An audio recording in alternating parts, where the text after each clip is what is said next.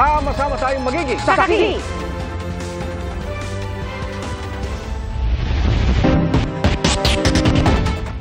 Igan bago sa saksi.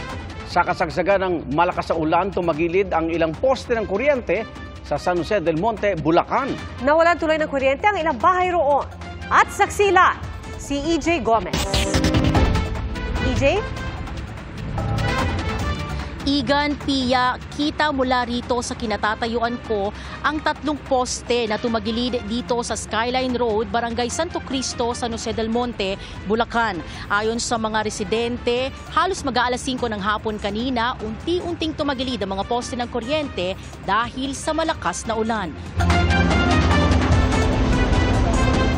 Nervyos at takot daw ang naramdaman ng mga residente ng Barangay Santo Cristo sa San Jose del Monte, Bulacan, nang bigla na lang tumagilid ang mga poste ng kuryente sa kanilang lugar. Poste ng Meralco yung mabubuwal sa kabahayan. Siyempre natakot kami, baka meron pa siyang power. Kaya siyempre natakot din kami. First time na nangyari. Sa takot ko, inano ko yung mga anak ko, pamilya ko, sinafety ko muna. Nasa 5 bahay ang ngayon nasa danger zone o yung mga direktang tatamaan kung sakaling tuluyang tumumba ang mga poste ng kuryente. Ayon sa lokal na pamahalaan, paglambot ng lupa dulot ng malakas na ulan kaninang hapon ang pangunahing rason ng pagtagilid ng mga poste ng kuryente. Mananatiling sarado ang parteng ito ng Skyline Road sa mga motorista hanggang sa tuluyang maibalik ang mga poste at kuryente sa Barangay Santo Cristo. Meron na po tayong mga nakaantabay ng traffic enforcer po na nagsasabi po sa mga motorista po na pasamantala pong sarado po itong kahabaan po ng Skyline Road, dapat pong nagsasagawa po ng pag-aayos ng Meralco. Ayon din po kay Meralco po, hindi na po aabutin ng umaga po yung pag-aayos nila ng mga kuryente para maibalik din po kaagad. Ayon sa Meralco, aabot sa higit 40 bahay ang wala ngayong kuryente. Meron po kaming 3 crane po, 3 basket truck, isang stake truck po para din sa mga gamit. At meron din po kaming mga supervisors pick up para i-ensure yung safety po ng mga crew at ganun din po ng public. Hanggang sa mga oras na ito, patuloy ang restoration efforts ng Meralco at katuwang na contractors. Target daw ng Meralco na maibalik ang kuryente bago matapos ang araw na ito. At live mula rito sa San Jose del Monte, Bulacan, EJ Gomez, ang inyong saksi. Umabot sa 48 degrees Celsius ang heat index sa Apari, Cagayan na itinuturing na pinakamataas ngayong araw. Isang lola sa Dagupan City ang na-cardiac arrest na maaaring dahil sa mainit na panahon. Saksi si Oscar Oida. Pinaglalamayan ngayon ang 77 anyos na si Norma Daduya na taga-barangay Maluwed sa Dagupan City. Namatay si Aling Norma dahil sa cardiac arrest. Ang palagi niya lang sinasabi yung nanghihina siya. Yung tuhod niya lang, hindi siya makatayo. Nahihilo ako, yun lang sa niya. Ayon sa City Health Office, maaring triggering factor ang mainit na panahon sa pagkakaroon ng cardiac arrest. Ngayong Abril, 3 na ang nasawi sa lungsod dahil sa heat stroke. Kaya tinututukan ng City Health Office ang mga pangunahing sakit dulot ng mainit na panahon tulad ng heat cramps, heat exhaustion at heat stroke. Bukod dito, binabantayan din ng health authorities ang kaso ng hypertension at asthma.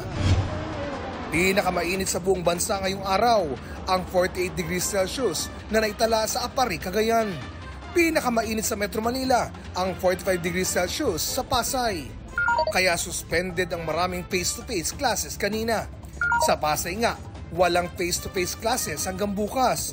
Habang sa Maynila, suspended ang face-to-face classes para bukas. Matindi rin ang epekto ng init sa mga hayop. Sa Fairview, Quezon City, inakala ng Philippine Animal Welfare Society o PAWS na nasagasaan ang asong ito. Pero nang suriin, nung pag-ikot to check kung ano yung injury niya, kung may pilay, kasi nung hinawakan, doon namin nakita nung dinidilaan niya na lapnos yung balat niya sa paws. Sa ngayon, naghihilom na ang lapnos at mas maayos na ang kondisyon ng asong tinawag nilang Benji. Wala silang capability sa body nila na magpawis, hindi katulad natin. Mas madali silang mag-suffer from heat stroke. Plus, yung body temperature nila is usually warmer than sa mga tao. If it's too hot for us, it's also too hot for our pet. Kaya may mga nagbawas ng outdoor activity para sa mga alaga. Kasi pag naglaro po sila, syempre madali silang hingalin.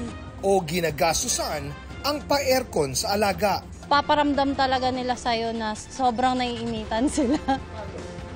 Talagang lalapitan ka nila na sila, nagpapanting. Para sa GMA Integrated News, Oscar Wayda ang inyong saksi.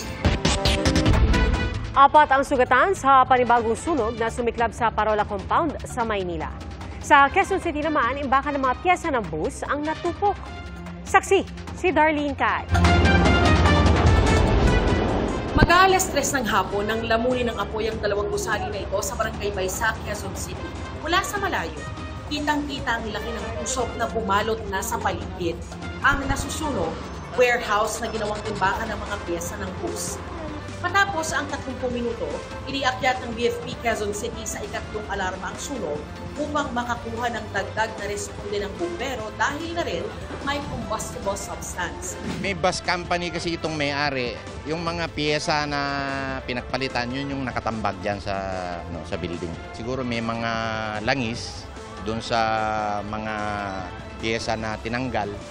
Kaya yun yung nagliliyab. Sabi ng BFP, naging pahirapan ang pagresponde nila sa sunog dahil sa kakulangan ng tubig. Mahina raw ang daloy ng tubig sa kalapit na fire hydrant. Yung naging challenges natin dito, alam nyo naman na El Nino ngayon, mahina ang supply ng tubig.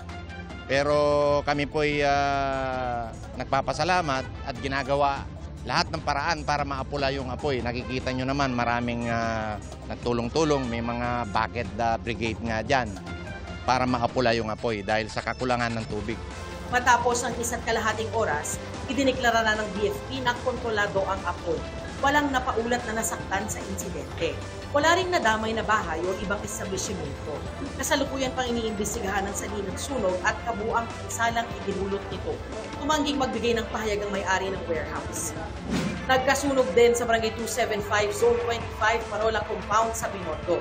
Mabilis kumalat ang sunog na gumapang pa sa mga wiring. Agad nagpulasan ang mga residente. Bitbit ang kanilang kaanak na may kapansanan at mga paslit. Ang ilan may naisalba pang gamit, habang ang iba sinagip ang alagang hayop. Pero may mga residente ring walang nadalang kahit ano. Natutulog po kami nung nahusok. Malakas na po yung usok nung nagsilabasan kami. Kinabahan na kahit anong habol ko, wala na talaga kasi sabi ng anak ko, wala na tayong bahay. Wala na tayong uuwian, sabi niya. Sa paunang investigasyon, 4 ang nasugatan. 60 pamilya ang apektado. Aabot naman sa 30 bahay ang natupok ng apoy at aabot sa 70,000 pesos ang halaga ng pinsala. Ikalawang sunog na ito sa barangay kasunod ng sumiklab noong 1 linggo. Para sa GMA Integrated News, Darlene Cay ang inyong saksi. Patay sa engkwentro. Sa Maguindanao del Sur, ang 12 miyembro ng BIFF kabilang ang leader umano ng grupo. Saksi, si Abby Caballero ng GMA Regional TV 1 Mindanao. Nagka-engkwentro sa Dato Saudi Ampatuan, Maguindanao del Sur ang militar at ang Bangsamoro Islamic Freedom Fighters o BIFF Karyalan Faction. Ilang oras ding tumagal ang bakbakan. Nagpaplano silang paggawa ng mga karahasan laban sa ating mga kasundaluhan at sila ay nag-iipon-ipon doon kaya nagkasatalayo agad ng operasyon. Ayon sa AFP, 12 ang namatay sa panig ng BIFF kabilang ang leader umano ng grupo na si alias Karyalan. 7 sundalo naman ang nasugatan pero stable na ang kanilang kondisyon. Sa isinagawang clearing operation, na-recover ng otoridad ang 12 mga armas na pinaniniwala ang pagmamayari ng BIFF. Karyalan is one of my during my platoon leader. So it is a big impact for the BIFF. Siya talaga yung hinabol-habol namin. Naka-full alert status ang mga otoridad sakaling rumesbak ang BIFF. Sa Peñarubia, Abra, isang lalaking 36 anyos ang namatay matapos umanong suntukin ng 3 beses. Ayon sa pulisya, lasing ang biktima at naghahamon ng away sa ilang lalaki sa may tindahan. Dumating ang tanod ng barangay na aawat sana sa lalaki pero Pretty suspect na mang pasipay ko makanya na. Yung instead ko mga sumarbing dahil biktima tayo sir ke kamaran na nga mapandanugan dahil yung suspect. Dahil mag-suspect, based istorya na ke naman nga kahit nga maunahan. Dinala ng barangay chairman ang biktima sa ospital pero hindi na umabot ng buhay. Nagtamo ng sugat sa mukha at pasa sa leeg ang biktima. Sumuko sa pulisya ang sospek. Hindi na siya nagpa-interview sa harap ng kamera pero giit niya, dinipensahan lamang niya ang kanyang sarili at wala siyang intensyong patayin ang biktima. Hustisya naman ang sigaw ng pamilya ng biktima. Kahit hustisya. Nakastoy nga napasama kinila kay ko. Amok ka suker nila kay ko kumawal matindi din ang dangran na ito. Sugatan naman ang isang tricycle driver matapos tagain ang kanyang kasamahan sa Kanaman, Camarines Sur. Ayon sa pulisya, magkasama ang dalawa na pumunta sa isa pa nilang kasama para mag-inuman. Pero pagdating sa lugar, tulog na ang kanilang kaibigan. Pinilit daw itong gisingin ng sospek at doon na sila nagkasuntukan ng biktima hanggang sa mauwi sa pananaga. Nagkuha sundang si sospek. Duman napigtagaan niya sa iba't ibang parte kang lawas si biktima. Tumakas ang sospek at pinaghahanap na ng pulisya. Nagpapagaling pa sa ospital ang biktima. Para sa GMA Integrated News, Abby Caballero ng GMA Regional TV 1 Mindanao, ang inyong saksi. Sa kabila ng gusot sa pagitan ng First Lady Lisa Araneta Marcos at Vice President Sara Duterte, iginit ni Pangulong Bongbong Marcos na mananatiling Education Secretary ang kanyang bise. Saksi si Ivan Mayrina. Ang mga sentimiento ni First Lady Liza Marcos laban kay Vice President at Education Secretary Sara Duterte. Nasundan ng mga panawagang magbitiw na siya sa cabinet o palitan sa DepEd. Pero sabi ng Pangulo, mananatiling Education Secretary ang bise. Any of the cabinet secretaries will be replaced pag hindi nila ginagawa yung trabaho nila. Hindi na kaya, nagkasakit, sabihin mo na, di papalitan ka namin. O hindi talaga marunong, o corrupt, di ba? Tatanggalin ka talaga namin. Hindi naman ganun si Inday. Pakiramdam ng Pangulo'y swerte siya sa pagkakaroon ng anyay protective na asawa. Bagay na maintindihan anya ng bise. She understands, as I said, as a wife herself, she understands the sentiments of the First Lady. Ang First Lady, hindi siya na sa politika yun .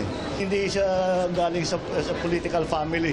Kaya siguro, she still has to learn na magpalampas ng konti ng mga ibang masasakit at may init at baanghang sa salita. Tiwala ang Pangulo na mapaplansya pa ang gusto ng dalawa sa kabila ng pagsabi ng First Lady na puwera na lang kung mag-sorry ay bad shot na talaga si VP Sara sa kanya. Mag-uusap kami ni VP Sara tungkol dyan para huwag na masyadong dibdibin at yung hindi naman siya ang mga nagsabi tungkol sa kung ano-ano. Kaya madali naman siguro madali naman siguro plansahin lahat itong naging issue. Para sa GMA Integrated News, Ivan Mayrina, ang inyo saksi. Dadagdagan pa ang mga lugar na nagdeklara ng state of calamity dahil sa epekto ng El Nino. Isang buwan nang nasa ilalim ito ang Occidental Mindoro na personal na hinatiran ng tulong ni Pangulong Bongbong Marcos.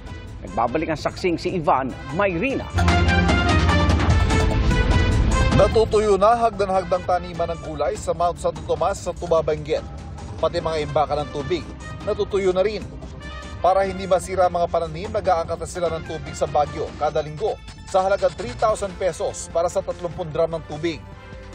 Paghahatian ito ng 200 magsasaka sa lugar. Kulang yung supply ng tubig namin kasi maraming gumagamit ng tubig kaya ngayong summer kaya kulang na kulang. Ayon sa lokal na pamahalaan ng Benguet, patuloy ang kanilang cloud seeding operations. Apektado na rin ang matinding init ang 4 hektaryang taniman ng kamatis sa Cebu City. Ang dating kasing laki ng kamao na bunga, parang hole na lang daw ngayon. Dahil hindi napasok sa business standard, mahihirapan daw itong ibenta ng mga magsasaka. Kaya para hindi masayang, ipinamigay nila ang aabot sa 50,000 kilos sa kamatis.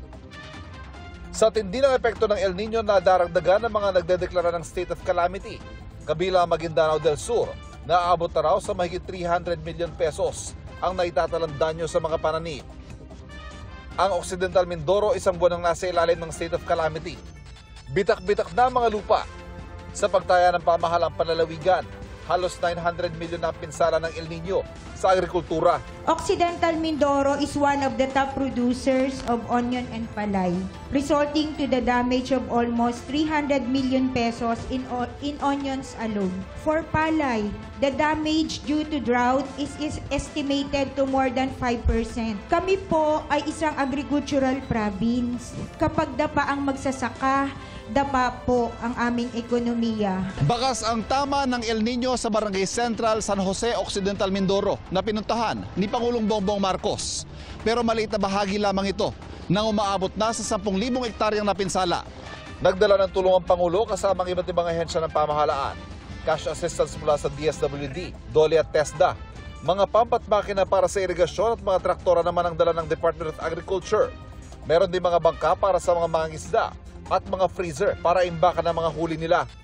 Sa ngayon, umaabot na raw sa mahigit 1 bilyong pisong kabuang pondong inilabas sila para sa pagtugon sa epekto ng El Nino. We need to conduct further assessment of the situation dahil nasa height pa tayo ng El Nino. We're hoping that by mid to end of May, may umulan. We are now crafting a rehabilitation and recovery plan to be financed under the Quick Response Fund. Isa pang problema ng mas nakararaming taga-Occidental Mindoro, ang mataas sa presyo ng kuryente na pumapalo sa mahigit 20 pesos per kilowatt-hour ang singil. Agarang solusyon ng Pangulo riyan, solar energy. Ang Department of Agriculture, sisimulan na rin daw ang paggamit ng solar energy para sa cold storage facilities at irigasyon sa lalawigan sa susunod na taon. Pero nais din ng Pangulo na i-connect ang Mindoro provinces sa grid. Ang long-term solution is yung submarine cable para makabit na sa grid. Dahil yun ang problema dito, hindi pa nakakabit sa grid. So naglalagay na tayo ng submarine cable para dito specifically for Mindoro. Para yung mga ibang lugar naman na sobra ang kanilang, meron silang excess capacity na tinatawag. Hindi nagagamit, sayang. So yun ang pwede natin paglipat-lipat kung saan ang pangangailangan. Mula sa San Jose, Occidental Mindoro para sa GMA Integrated News, Ivan Mayrina ang inyong saksi. Mga kapuso, sama-sama tayong maging saksi. Mag-subscribe sa GMA Integrated News sa YouTube at para sa mga kapuso abroad, samahan niyo kami sa GMA Pinoy TV at sa www.gmanews.tv.